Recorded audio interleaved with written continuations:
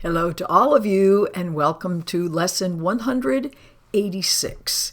And we're getting very close to being halfway through the lessons. So stick with this. Sometimes you might think, why do I have to keep doing this? They are so repetitive.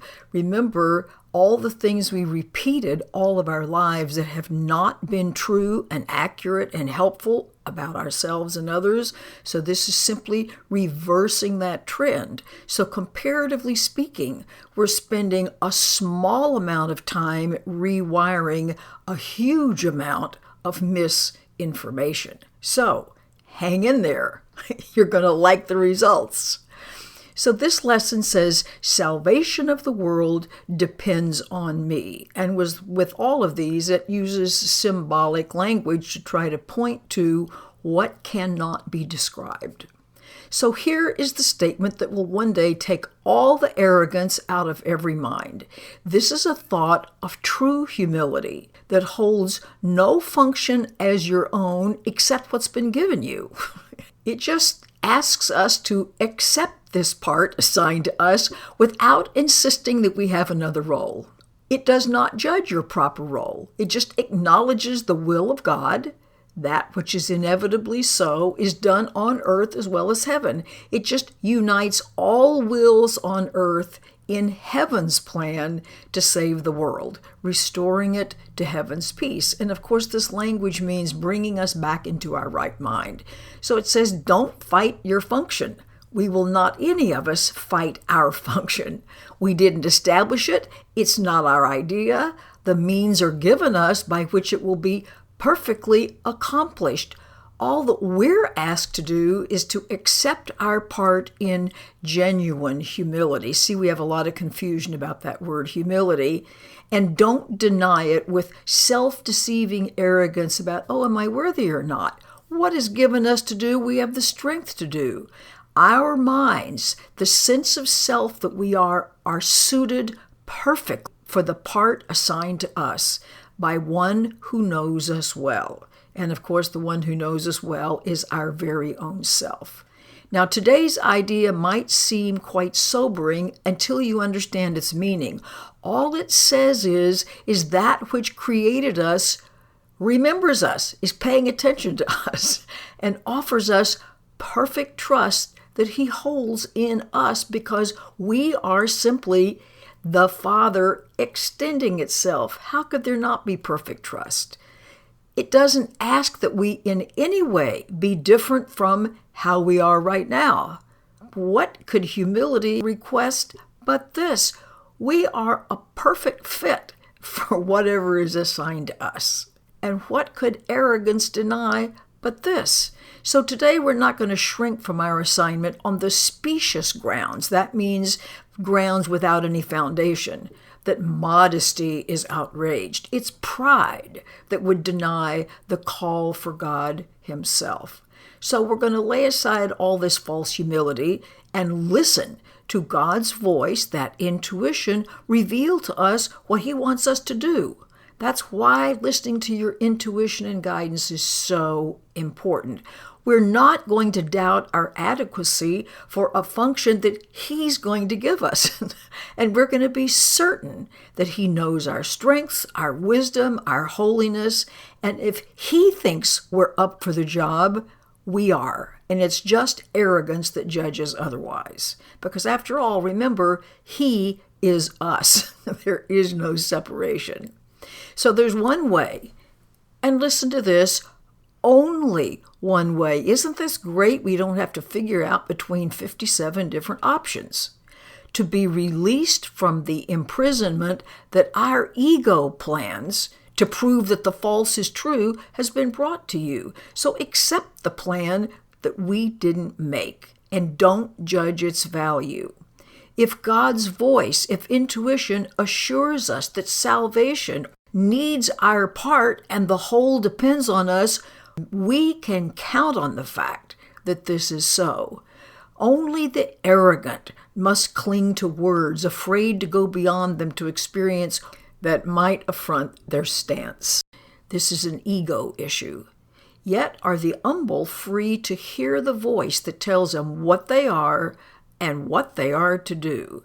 So arrogance makes an image of yourself that's not real. This is, of course, the ego structure, that set of programming and conditioning that we're all burdened with. And it's this ego image that quails and retreats in terror as the voice for God assures us we have the strength, the wisdom, the holiness to go beyond all images. We're not weak, as is this little image of ourselves. We are not ignorant, we are not helpless, and sin, some kind of permanent error, some kind of crime that we think we've committed, cannot tarnish the truth in us, and misery cannot come near the holy home of God. All this, the voice for God, the Holy Spirit, relates to us. And as he speaks, this ego image trembles and seeks to attack this threat. It doesn't know. It just senses its basis is crumbling, and it is. So just let it go. Salvation of the world, this finding our way back home, depends on us and not upon this little pile of dust. What can it tell the Holy Son of God? Why need be concerned with it at all? And so we find our peace. We will accept the function God has given us, that love has given us, for all illusions rest upon this weird belief that we can make some other function for ourselves. Our self-made roles keep shifting, and they seem to change from mourner to ecstatic bliss of love and loving. We can laugh or weep, and we greet the day with welcome or with tears. Our very being seems to change as we experience 1,000 shifts in mood, and our emotions raise us high indeed or dash us to the ground in hopelessness. Is this the Son of God? Is this the expression of all that is? Could he create such instability and call it Son, call it an expression of himself?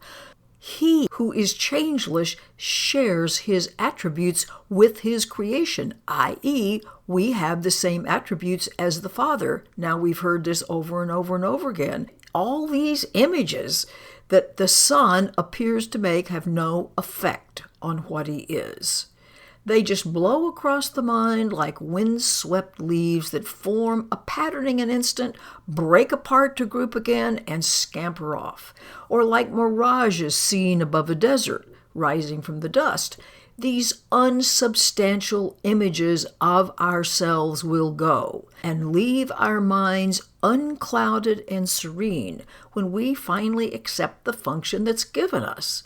These images we've made, these egos, give rise to nothing but conflicting goals. They're impermanent, they're vague, they're uncertain, they're ambiguous.